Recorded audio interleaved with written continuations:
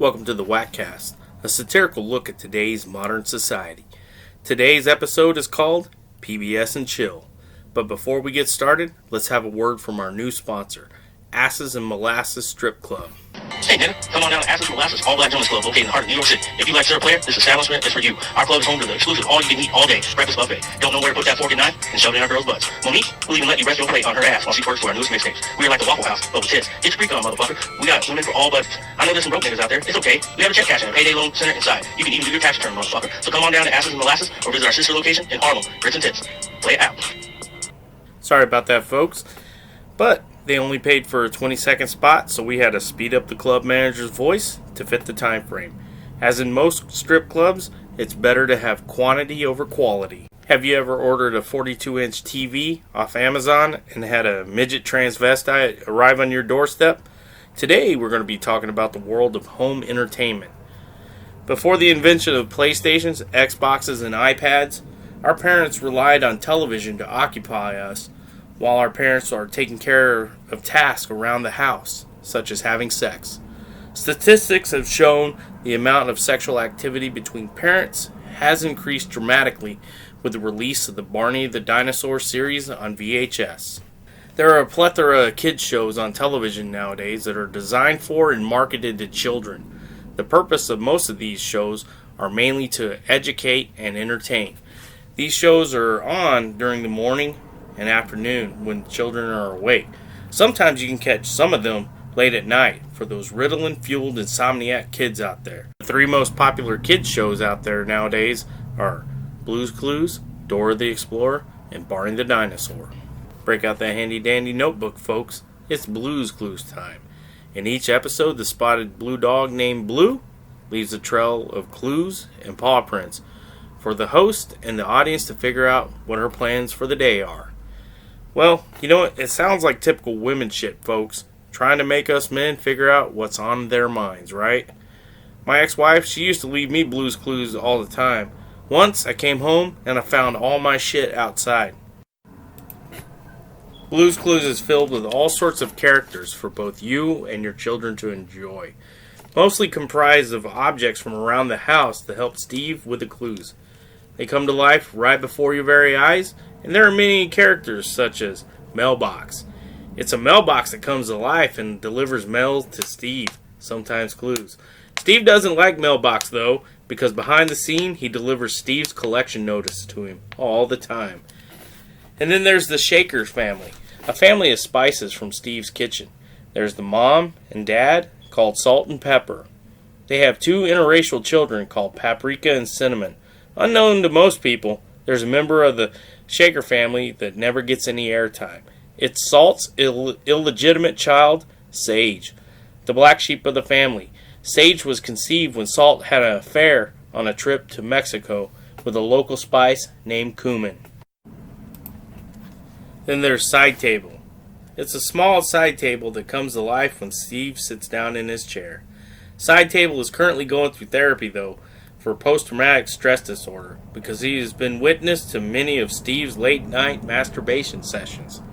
Finally, there is a bar of soap named Slippery. Steve gave him that name when he did a stint in prison. He kept slipping out of Steve's hand in the shower.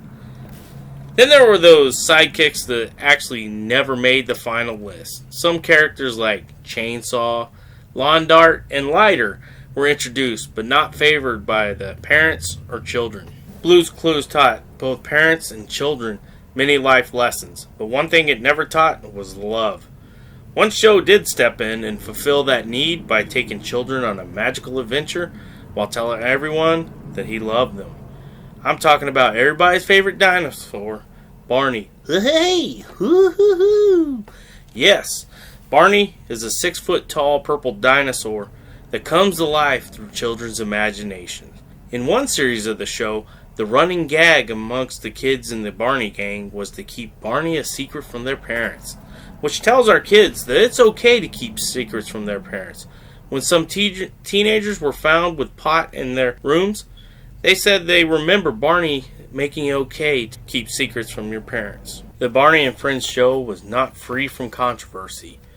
Usually the show had a cast of kids from all ethnic backgrounds and kids with disabilities, so they could be inclusive to all their audience. I wish they would have been more inclusive and had like some retards on the show. I talked to the producer and he said they had a no retard policy because they did not want one flipping out and flinging shit on Barney while on camera. Barney recently got into a lot of trouble when they had a midget kid in a wheelchair on the episode. The kid said he was traumatized and his parents have decided to sue the show. The tape was never released to the public and has been added to the evidence locker for the trial. I was able to get my hands on a copy because my ex-girlfriend is an evidence clerk. I'm going to play it for you now, only exclusively on the Wackcast.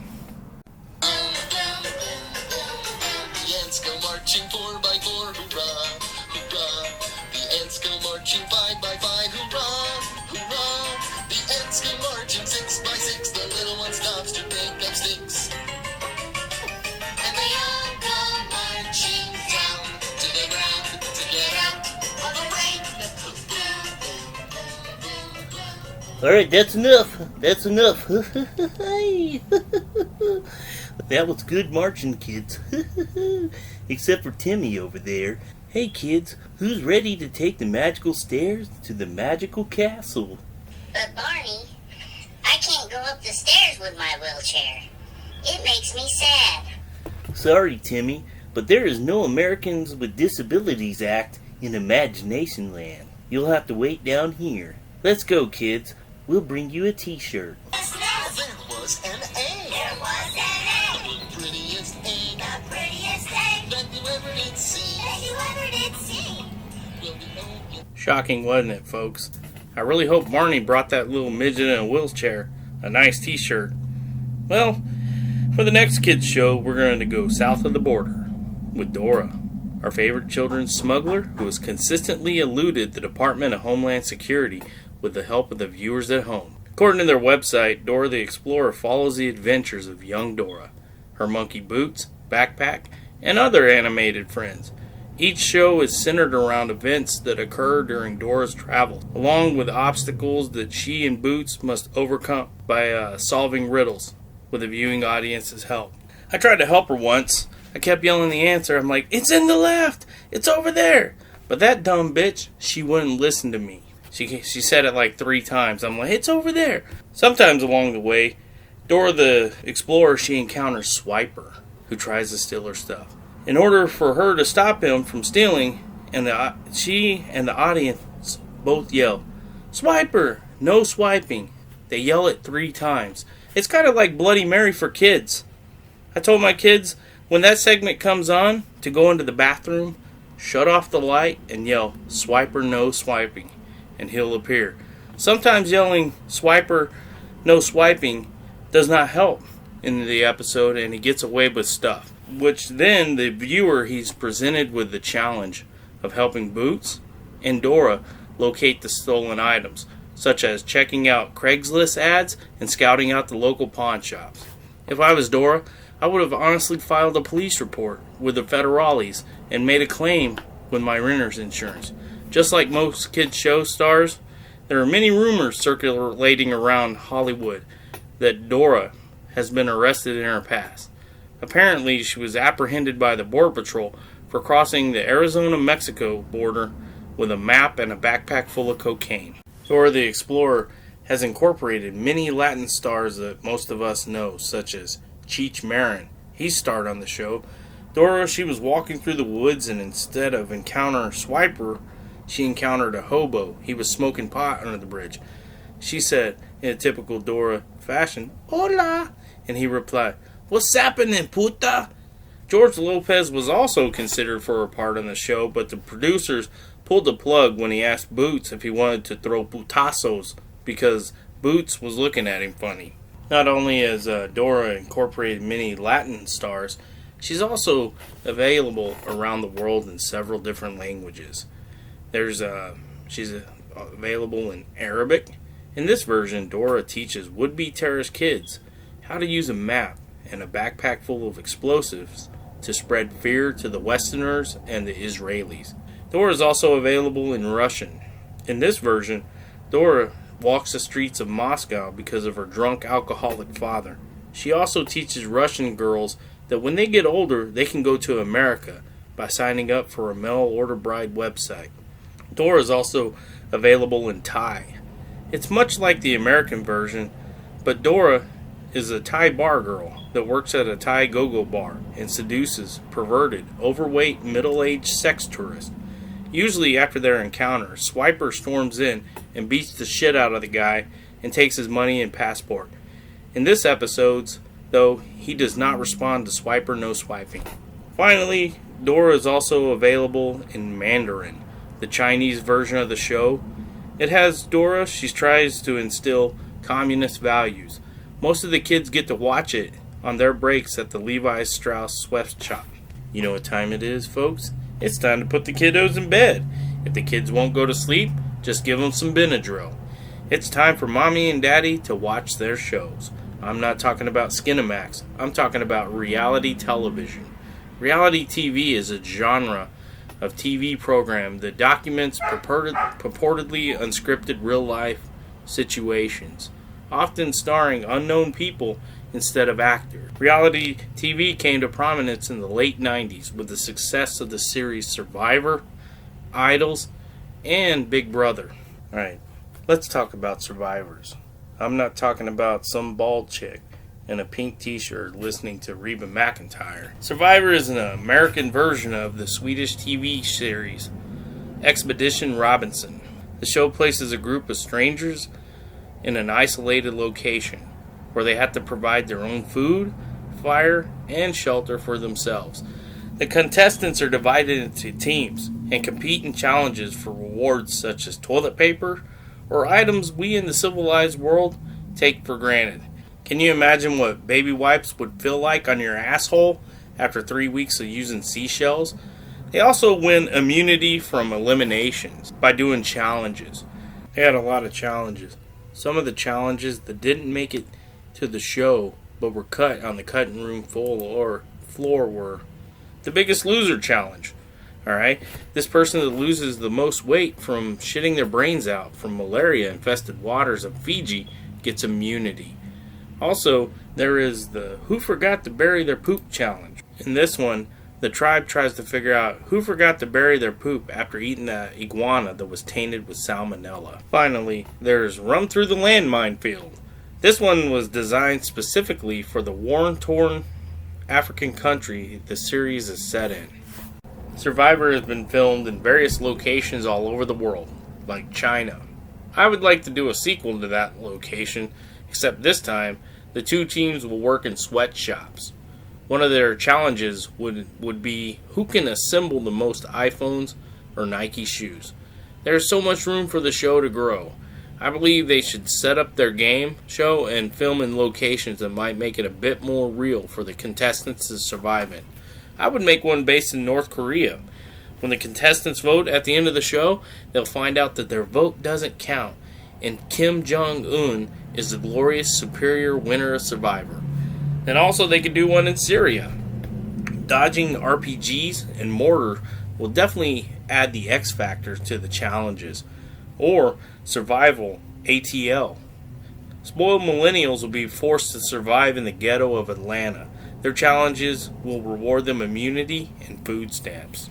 Speaking of Atlanta, now let's talk about the only show on TV where it's socially acceptable for a white male to scare the shit out of black people. I'm talking about the Carbonaro effect, folks. Michael Carbonaro, he performs baffling tricks on unsuspecting people in everyday situations, such as people's places of work or just out in the public. Usually the people are stunned and delighted even though they do not know what just happened to them. Most of the times, he takes on the role of working in a retail shop, and someone is assigned to work with him on a task. During that task, he performs the magic trick and blows their mind, folks. I'm talking about a quarter from behind the ears and shit. I have a few suggestions for some of the occupations that Michael should try in future episodes. Like doctor. He could deliver a horse instead of a baby. Or male stripper. He pulls a 40-inch dildo out of his ass. And then fast food employee. He could give someone else your food. La donna m'oublie,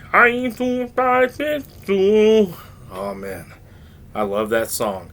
I think I'm going to go audition for American Idol. American Idol is a televised singing competition show where many hopeful, unsigned vocalists audition and try to win a record deal. I like to call it televised karaoke. The show has broken many hearts of many African American children when Simon, one of the judges, tells them that singing through their noses, looking upward, and shaking their heads while holding extra long notes and changing the pitch from low to high then back to low does not constitute singing. The show employs a panel of judges who critique each contestant's performance and select who goes to the next round. Viewers from home can even call in and vote for a singer. Some people believe it's the only way convicted felons can vote, besides the Coke and Pepsi challenge.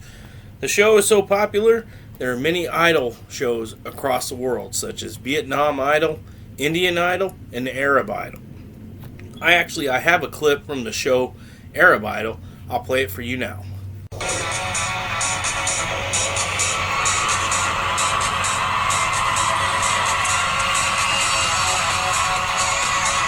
Hello guys, hello, and welcome back to Arabic Idol. Yay! Coming up next, we have Farid Al Jazeera trying out by singing Mariah Carey's Hero. There's a hero when you look inside your heart. You don't have to be afraid where you are. Stop, stop, stop. There is only one resemblance that you have with Mariah Carey, and that is your hair. You don't like it? You have one of the worst voices I have ever heard. It is absolutely terrible. You said terrible? You can't sing. That's it. I blow this motherfucker up.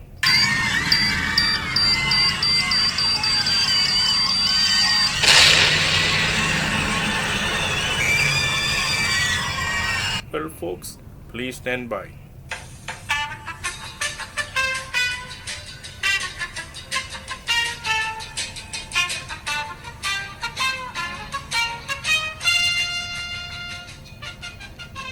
Wow, that show's pretty dark, but I heard their Aladdin cover is amazing. So, let's go ahead and let's move on to something else. Let's move on to something for man's best friend.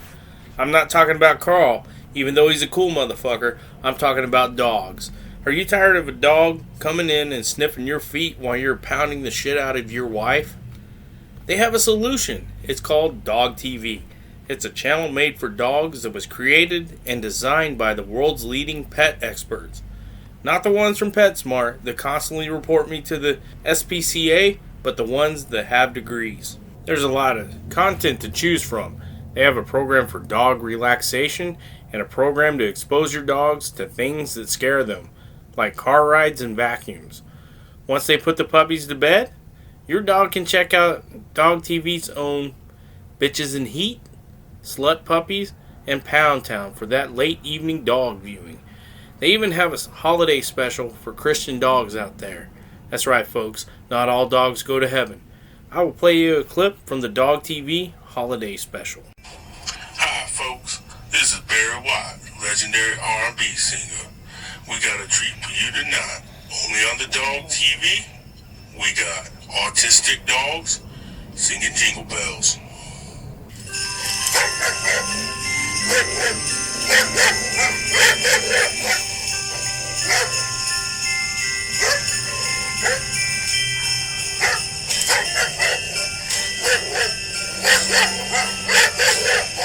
Those special dogs, folks, are very talented. And on that note, folks, I'm going to leave. Good night.